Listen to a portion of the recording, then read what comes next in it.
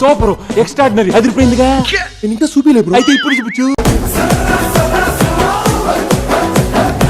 Mandatory review అంటే ఏదో చెయ్యాలని చేస్తున్నా అన్నట్టు కాదు. మనశంకర్ వరప్రసాద్ గారు సినిమా చూస్తాను భయ్య. ఆ సినిమా చూస్తున్నప్పుడు నా ఫీలింగ్ చెప్పాలంటే, రై సిటీలో ఉన్న గుండాలు రౌడీలు మొత్తం స్క్రాప్ ఇక్కడే ఉందేంట్రా. మనశంకర వరప్రసాద్ గారు సినిమా ఎట్లుంది అంటే అట్లనే ఉన్నది.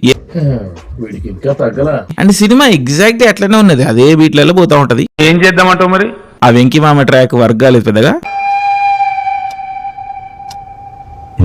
పెద్ద మాట అన్నాడు సార్ ఆడు. నవ్వుకోవడానికి వచ్చిన జనాలు ఫస్ట్ హాఫ్ లో బాగానే నవ్వుకున్నారు, సెకండ్ హాఫ్ బోర్ కూడా కొడుతుంది. ఏం మాట్లాడుతున్నావురా, నరాలు కట్ అయిపోయింది. మనశంకర్ వరప్రసాద్ గారు సినిమా చూస్తాను భయ్య. పొద్దున్నే బేవర్స్ గాళ్ళు ఎక్కువైపోయారు. చచ్చా, అనిల్ రావిపూడి గారు దీనికంటే ముందు అన్ని హిట్సే తీశారు భయ్య. అంటే ఎస్ సో ఈ సినిమాతో దొరికేస్తాడు అని చెప్పి ఒక డిస్కషన్ జరిగింది. ఎవరికి ఉపయోగం? మరి నా ఉద్దేశంలో దొరికేసాడా లేదా అనేది ఈ రివ్యూ ఎండ్కి చెప్తాను.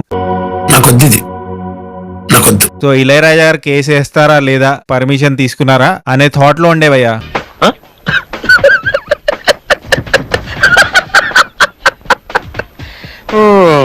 సో లాస్ట్ ఇయర్ చాలా బ్యాడ్ ఫేస్ వచ్చింది మెగా ఫ్యామిలీస్ అయితే. సో హరిహర వీరమల్ ఒకటి, బోలా శంకర్ ఒకటి, గేమ్ చేంజర్ ఒకటి. ఎందుకు సార్ పాతగాయని మళ్ళీ రేపుతారు? బట్ వాళ్ళందరూ మాట్లాడిన అందరు కూడా మున్నోరైతే మూసుకుంటారు ఈ సినిమా చూసి. ఇప్పుడు అంటే ముఠా మేస్త్రి గ్యాంగ్ లీడర్ ఆ టైప్ లో చిరంజీవి చూపించినందుకు దర్శకుడు అనిల్ కుమార్ గారికి, ఏంటి బాబా అన్న ఇంకోసారి అన్న, దర్శకుడు అనిల్ కుమార్ గారికి అంటున్నారా అలా డిసైడ్ అయిపోయారు. సెకండ్ చచ్చిపోతా బాబాయ్. ఐ ఫీస్ట్ ఇచ్చారు ఆయన చాలా సంవత్సరాల తర్వాత. ఆయన గురించి చెప్పేది ఏముందిలే గానీ ఆయన బొమ్మన్నా చూస్తాం మేము. ఏంటిది మాకేంటిది అంటున్నాను. 500 కోట్లు 400 కోట్లు ఏదో అంటారు కదా, పాత తరానికి కాదు ఈ తరానికి కూడా చిరంజీవి గారేంటో తెలుస్తుంది. అని ఎవరికైనా చూపించండి రా, వదిలేయకండి రా బాబు అని అలాగా కూర్చోబెట్టి చెప్పండి రా.